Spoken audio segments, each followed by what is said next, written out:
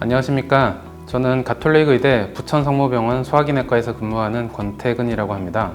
오늘 제주의대 최은광 교수님과 함께 내시경으로 담관에 있는 돌을 뺀다고요? 라는 주제로 유튜브를 진행해 보도록 하겠습니다.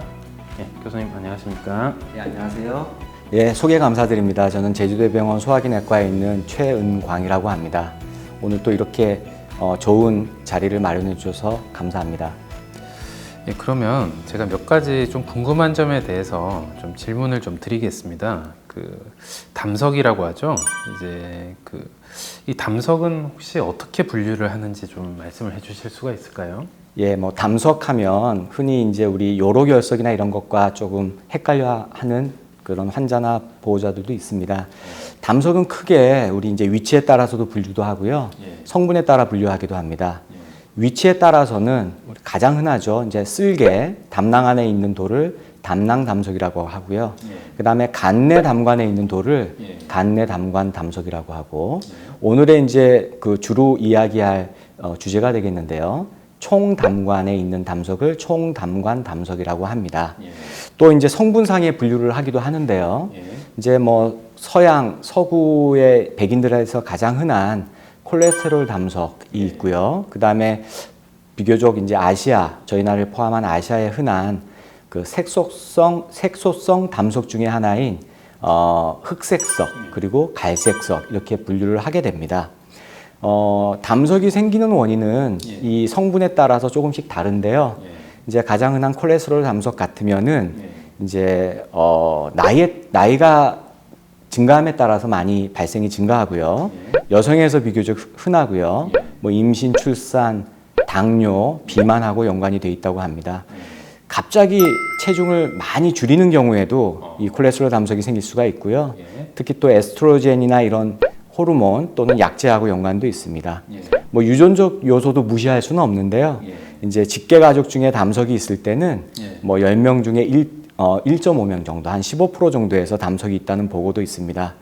이제 반면에 흑색석은요, 이제 만성 간질환, 경변을 포함한 만성 간질환이 있거나 용혈이 있는 경우에 많이 생기고요. 갈색석은 이 담독의 감염이나 이전에 담도에 관련된 시술을 받았든지 한 것과 연관이 되어 있습니다. 그럼 아까 이제 말씀해주신 담석의 종류 중에서 제일 중요한 것이 이제 총담관 결석을 말씀해 주셨는데, 총담관 결석을 진단하는 방법이 있을까요? 총담관 담석을 진단하는 것이 매우 중요합니다. 왜냐하면 이제 환자가 담석으로 병원에 올 때는 보통 통증이 많이 있어서 오고요. 거기에 이제 황달과 발열이 동반되면 저희가 혹시 총담관에 담석이 있지 않나 의심을 하게 됩니다. 이런 환자에서 저희가 이제 여러 가지 검사를 하게 되는데요. 보통 담낭 담석을 진단하는 복부 초음파는 담낭 담석의 진단에는 매우 유용하지만은 총담관 담석의 진단에는 조금 취약합니다. 담도가 조금 확장돼 있다든지 할 때 의심이 되는 경우도 있고요. 근데 복부 초음파는 말단 총담관, 아래쪽 담관을 보는 거는 취약해서요. 이제 진단에 좀 제약이 있고요. 우리가 흔히 아는 복부 컴퓨터 단층 촬영, CT라고 하죠. CT도 모든 총담관 담석을 다 진단할 수 있는 건 아닙니다. 담석이 담즙산하고 거의 비슷한 농도로 보일 때가 있기 때문에 담석을 놓칠 수가 있습니다. 그래서 이제 우리 사진에서 보는 것과 같은 MRI, 담체관 조형 영상을 하는 MRI, 조영제 주입 없이 찍을 수 있는 MRI나 아니면 초음파 내시경 같은 것을 이용해서 총담관 담석을 진단할 수 있습니다. 그러면 총담관 담석을 어떻게 치료를 하는 거죠? 총담관 담석을 내시경적으로 치료를 할 수가 있습니다. 우리가 총담관 담석을 치료할 때는 우리가 흔히 아는 위 내시경, 대장 내시경과 전혀 다른 종류의 내시경이 필요합니다. 위나 대장 내시경은 내시경이 진행하는 방향 정면에 렌즈가 있어서요. 그냥 곧바로 진행을 하면 되는데 총담관 담석을 치료하기 위한 내시경은 측시경이라고 해서 내시경의 옆면에 렌즈가 달려 있습니다. 그래서 이 그림에서 보시는 것과 같이 렌즈가 옆에 달려 있고요. 그리고 여기 사진에서 보이는 것 같이 이 내시경을 쭉 12지장 제2부까지 삽입을 하게 됩니다. 이제 내시경의 렌즈가 옆면에 달려 있기 때문에 삽입이 쉽지는 않고요. 이 시술에 대한 경험이 풍부하고 충분한 수련을 받은 사람이 가능하다고 생각이 됩니다. 그래서 이거를 12지장 제2부까지 위치를 시키면 측면에 렌즈가 있기 때문에 우리가 담즙과 체즙이 나오는 파터 팽데브라는 그런 장기가 바로 정면에서 보이게 됩니다. 그래서 이제 이러한 시술이 가능하게 되죠. 근데 여기 이제 사진에서 보이는 것과 같이 저희가 내시경만으로 담석을 제거하는 치료를 할 수는 없고요. 투시 장비가 같이 필요합니다. 그래서 이러한 시술을 위해서는 아까 말씀드린 측시경, 12지장경이라고도 하는데요. 이 측시경과 함께 투시 장비가 갖추어진 그런 시설에서 이런 시술이 이루어지게 됩니다. 말씀하셨듯이 이게 이제 화면이 이제 정면으로 보이는 것이 아니고 비스듬하게 보이는 거다 보니까 아무래도 이제 그런 어떤 우리가 원하는 위치까지 이런 내시경을 이제 삽입하고 하는 것이 좀 기술적으로는 좀 쉽지는 않을 것 같습니다. 예, 따로 추가적인 수련이 필요한 분야입니다.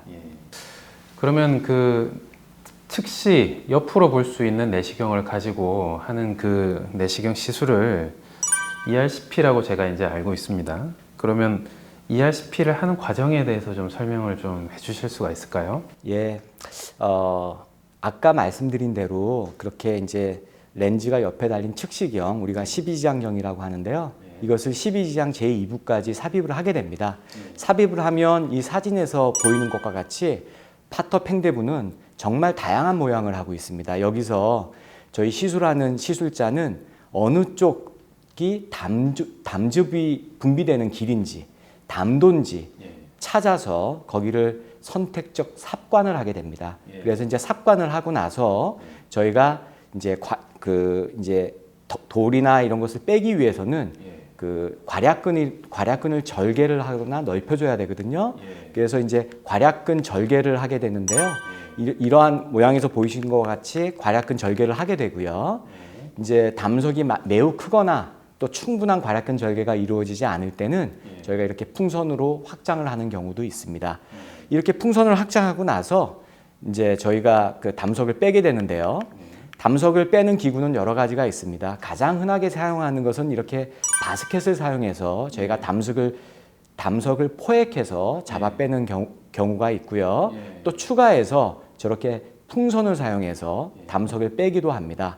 가끔은 저희가 괄약근 절개를 충분히 함에도 불구하고 또 넓혔음에도 불구하고 담석이 딱딱하고 큰 경우가 있습니다. 이러한 경우에는 저희가 기계적 세석술을 이 사진과 같이 시행하는 경우도 있습니다. 이렇게 해서 담석을 제거하게 됩니다. 제가 말씀드린 시술의 과정을 한 직례를 통해서 보여드리도록 하겠습니다. 보시면 그 ERCP 즉 그 내시경 역행 담체관 조영술이라고 하는데요. 아까 처음에 말씀드린 것과 같이 내시경으로 들어가서 역행, 그러니까 담즙이 흐르는 길과 반대편으로 저희가 이제 조영제를 주입을 하게 되고요. 그래서 역행이라고 하는데요. 이렇게 시술을 하게 되고, 여기 보시는 바와 같이 담석이 정말 많이 있습니다. 그래서 담석이 작은 담석, 큰 담석이 많이 있어서요.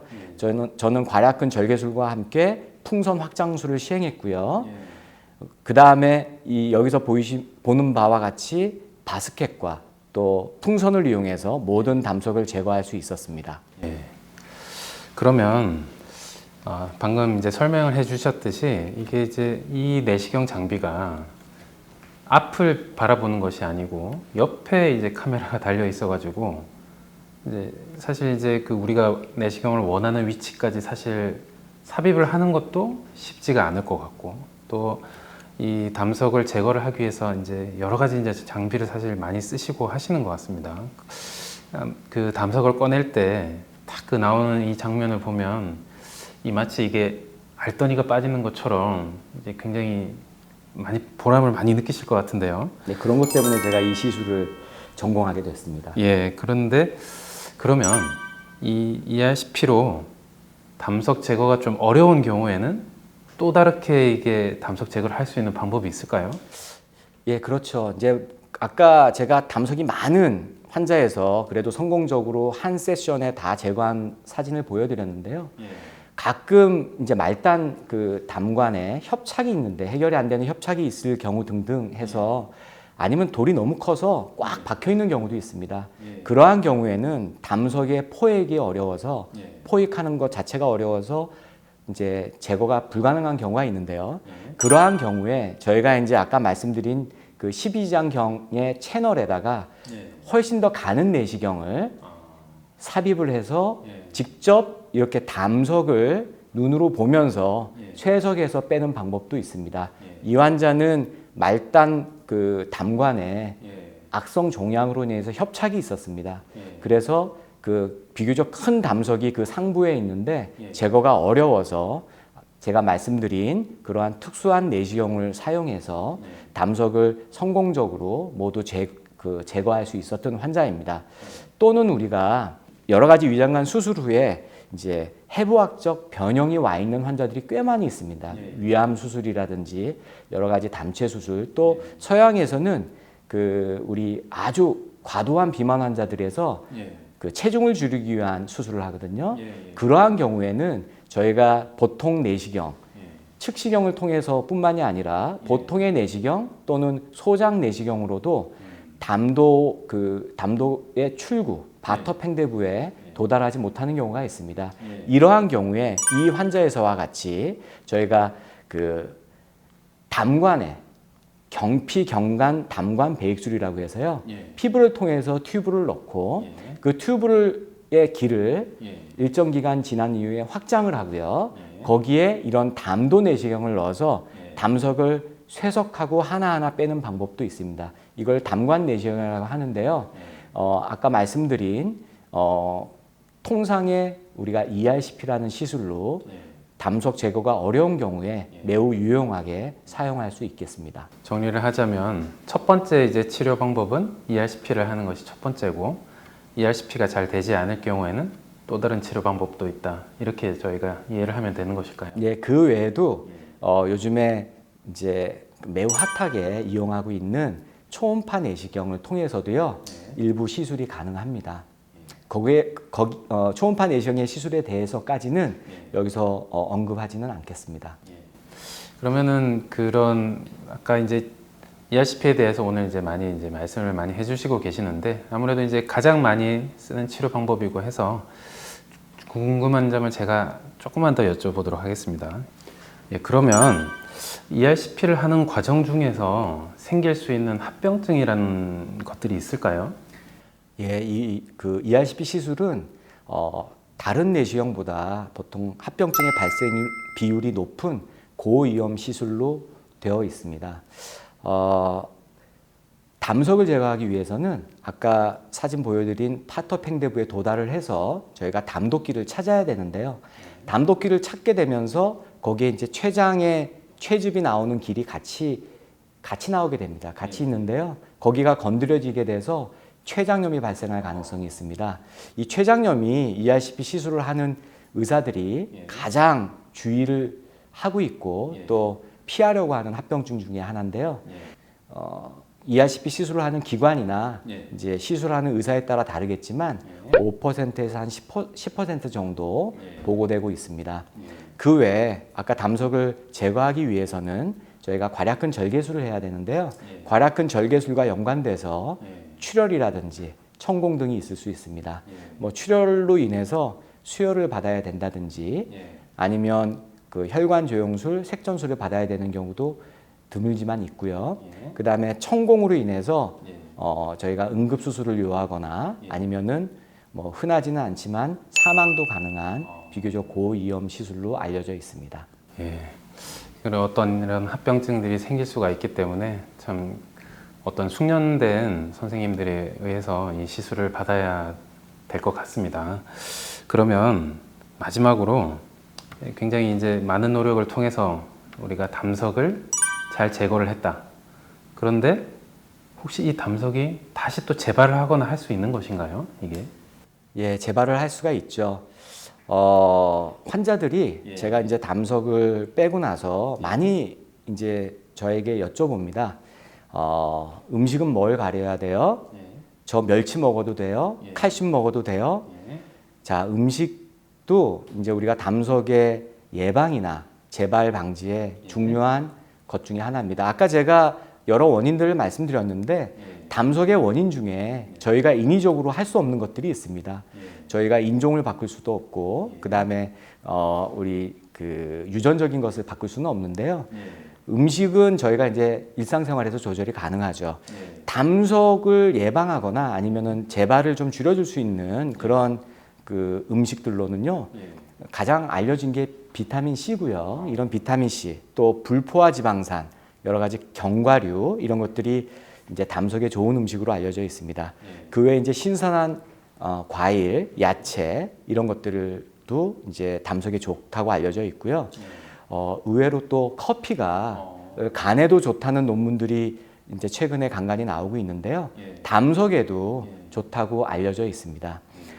그 외에 이제 그 우리 그 음식 외에도 적절한 신체 활동도 중요하고요. 이 신체 활동 자체가 담석 예방이나 증상 발현에 영향이 있다고 알려져 있고요. 이런 또 신체 활동을 통해서 우리가 적정 체중을 유지할 수 있겠죠. 그래서 환자들에게 비만한 환자들은 적정 체중을 유지하라고 합니다. 그런데 아까 제가 처음에 말씀드린 것처럼 갑자기 몸무게를 너무 많이 뺄 때 이 또한 담석의 그 위험 인자가 됩니다. 그래서 저는 환자들에게 한 달에 1.5kg까지만 빼라고 말씀을 드립니다. 그 정도는 이제 적정 체중으로 줄이는 것은 담석에 비교적 안전하고 또 적정 체중을 유지하는 것이 담석에 좋다고 알려져 있습니다. 또한 규칙적인 식사도 매우 중요합니다. 저희 쓸개가 금식을 하고 있으면은 짜주질 않거든요. 그러면은 담석이 발생할 가능성이 더 있을 수 있겠죠. 그래서 규칙적인 식사를 하고요. 저희가 피해야 될 음식, 이제 뭐 여러 가지가 있겠지만 그 중에 대표적인 것으로 저는 그 포화지방산이 많은 튀겨낸 고지방식이 이걸 피하게 하고요. 그 다음에 고탄수화물 이런 음식들을 피하게 합니다.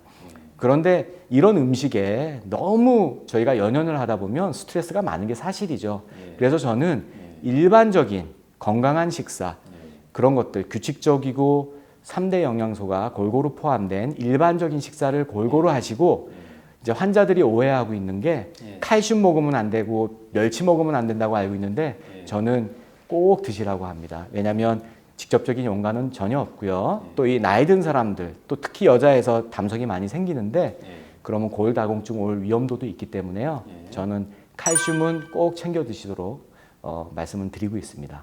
예, 방금 이제 말씀하시는 내용 중에서 고지방식이, 고탄수화물식이 모두 다 제가 좋아하는 것들인데 그런 것들이 위험인자다라고 말씀을 하셔가지고 제가 살짝 긴장을 했는데 그래도 이제 그런 것들을 이제 생활 습관을 교정을 하면서 먹어도 섭취를 해도 된다고 말씀을 해주셔서 제가 어느 정도는 안심이 됩니다. 교수님은 비만하지 않으셔서요. 예. 담석 생길 위험성이 좀 낮을 것 같습니다. 예.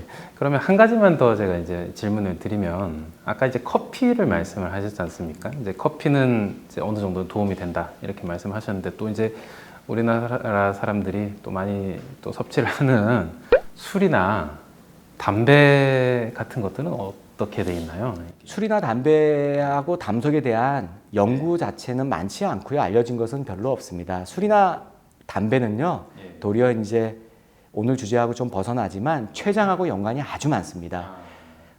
술은 급성 췌장염의 원인, 만성 췌장염의 주요한 원인이고요. 담배는 췌장암의 원인 중에 아주 중요합니다.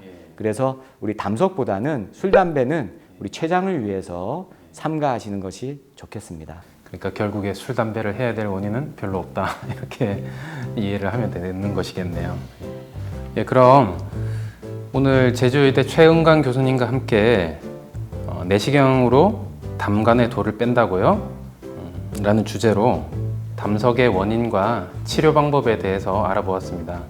교수님께서 자세하게 그리고 무엇보다도 알기 쉽게 설명을 해주셔서 너무 감사드리고요. 저에게 있어서도 굉장히 유익한 시간이었던 것 같습니다. 예, 교수님 감사합니다. 예, 환자들에게 많은 도움이 됐으면 좋겠습니다. 감사합니다.